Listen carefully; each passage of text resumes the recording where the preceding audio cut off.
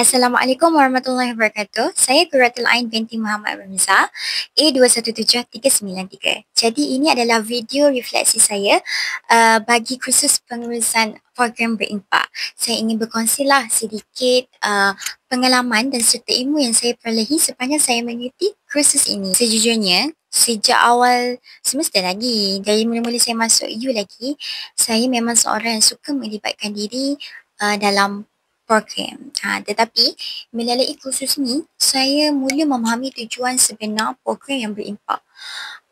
Bukan sekadar hadir, tetapi hadir dengan kesedaran, pengalaman dan bukti penyertaan. Program pertama yang membuka langkah saya ialah program Hear Me, mendengar dengan hati.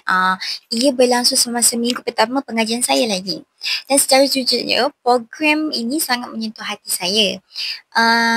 Saya kan sebagai kos pelajar pendidikan khas, jadi saya dapat mengenali dunia komuniti kurang upaya pendengaran dengan lebih dekat.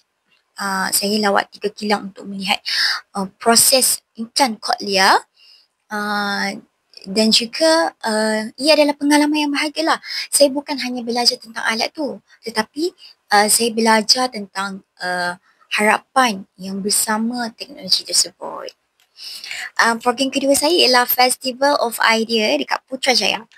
Di sana saya berpeluang lah meneroka pelbagai inovasi dan idea daripada IPT seluruh negara kan. Ada UKM, ada UPM dan semua jenis U awam pun banyaklah dekat sana kan.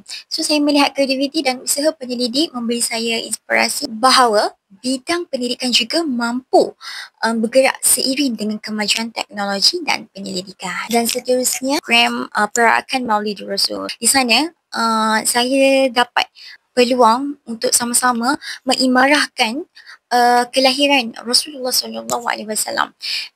Dengan program yang di sana, kami berarak awal daripada panggung seni hingga kami kembali balik kepada Dewan Chancellor. So, sangatlah memberi impak yang positif untuk saya sebagai Muslim dalam mengingati perjuangan Rasulullah SAW.